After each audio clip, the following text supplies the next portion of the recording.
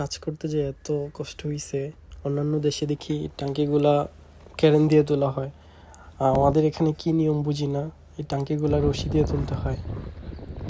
পাশে পাশে রশি দিয়ে তুলতে এগুলো অনেক কষ্ট হইতো, এখন করতে করতে অভ্যস্ত হয়ে গেছে, এখন আর এত কষ্ট হয় না। তার মধ্যে আজকে অনেক প্রচুর গরম পড়তেছিল, কি করবো, এই গরমে দিয়ে কাজ করা লাগছে।